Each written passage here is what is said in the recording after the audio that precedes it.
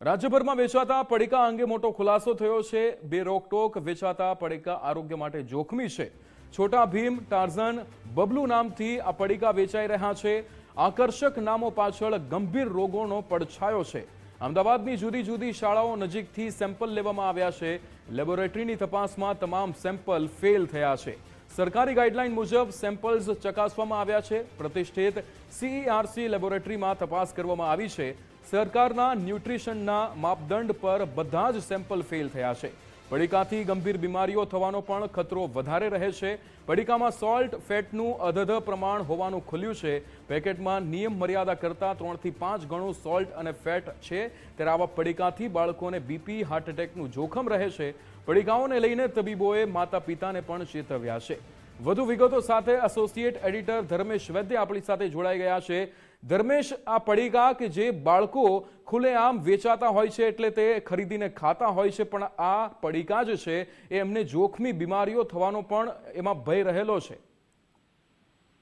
ચોક્કસ વિક્રમ, રાજ્યભરમાં જે 5 રૂપિયામાં સસ્તા જે પડીકા છે એને કારણે સૌથી વધુ માસૂમ લોકો આ પડીકા ખરીદતા હોય છે અને જેમાં છોટા ભીમ, ટાર્ઝન, બબલુ નામથી આ પડીકા વેચાઈ રહ્યા છે। પણ અમદાવાદની સ્કૂલ પાસેથી જ આ પડીકાના નમૂના લેવાતા આમાં ચોંકાવનારું પરિણામ આવ્યું છે અને આરોગ્ય માટે ખૂબ ભયંકર ગંભીર રીતે જે કહી શકાય એવી ભેળસેળ પણ એમાં દેખાણી છે। નામાંકિત બાલાજી સહિત કંપનીના સહિતના જે કહી શકાય એવા આ પડીકાઓ ખુલ્લેઆમ વેચાઈ રહ્યા છે અને બાળકો એના તરફ વળી રહ્યા છે, ત્યારે આ ભયજનક છે।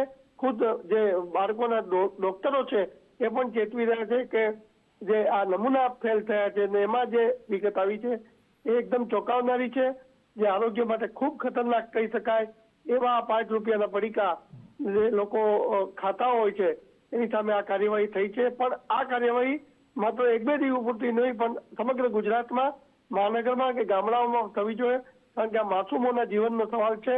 એટલે આરોગ્ય વિભાગ હોય કે શૈક્ષણિક વિભાગ, શિક્ષણ વિભાગ, આ તમામ લોકોએ આ માટે પહેલ કરી અને એક ઝુંબેશ આદરવી પડશે, કારણ કે જે નમૂના ફેલ થયા છે, જે 5 રૂપિયાના પડીકા જે કહી શકાય આરોગ્ય માટે ખૂબ ખતરારૂપ છે એવું બહાર આવ્યું છે। જી બિલકુલ ધર્મેશ, સમગ્ર માહિતી સાથે જોડાવા બદલ આપનો આભાર।